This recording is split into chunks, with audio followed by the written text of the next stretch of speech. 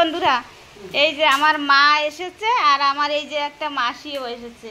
তো এখন কি করব, তো বাইরে তো প্রচণ্ড বর্ষা হচ্ছে, এখন কিছু আনতেও পারছি না। এই যে ঘরে যাই ছিল তাই আমি গোছাচ্ছি রান্না করব বলে।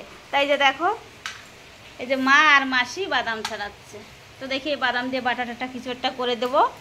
আর এই যে আমার বড় মেয়ে কলা কাটছে, এটা দিয়েও দেখি কিছু একটা করতে হবে। তো মাছ তো পেলাম না, বাইরে কত বর্ষা হচ্ছে, বর্ষার জন্য মাছ আসছে না। তো চলো বর্ষাটা তোমাদের দেখাই দিই আমাদের এনে আজকেরা কতটা বর্ষা হচ্ছে। দেখো বন্ধুরা, তোমরা দেখেই বুঝতে পারছো যে বর্ষা কেমন পরিমাণে হচ্ছে। সারা রাত বর্ষা হয়েছে আর এখনও প্রচণ্ড বর্ষা হয়েছে। তা বাড়িতে তো আমার মা আর মাসি এসেছে, ওদের যে একটু মাছ এনে খাওয়াবো তারও কোনো আমার অবস্থা নাই। এত বর্ষা, আমি বাইরে বের হতেই পারছি না। তো যাই আছে ঘরে টুকিটাকি, তাই আমি রান্না করে খাওয়াবো। তা তোমরা সাথে থাকো আর দেখতে থাকো। বন্ধুরা, এই যে দেখো, আমার মাসি তোমাদের বলবে যে ওনাদের কেমন লাগতেছে বর্ষাতে, বাইরে বেরোতে পারতেছে না, কোনো জায়গায় ঘুরতেও পারছে না। তা মাসি, বর্ষাতে কেমন লাগছে তোমার? ভালো লাগতেছে?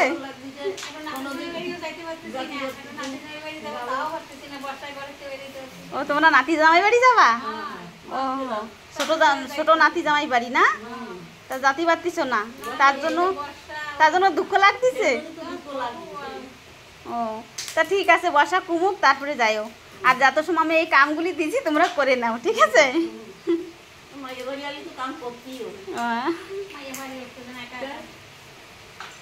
তা বন্ধুরা দেখো, তোমাদের তো বললো মাসিমা যে কেমন লাগছে, নাতি জামাই বাড়ি যেতে পারছে না, আমাদের এখানে এই ধারে আছে, তো বর্ষার জন্য তো বেরোতে পারছে না, তো খারাপ লাগছে। তা যাই হোক, বর্ষাটা কমলেই যাবে। তা তোমরা দেখতে থাকো এখন রান্না বাড়ার জন্য আমি কি জোগাড় করছি।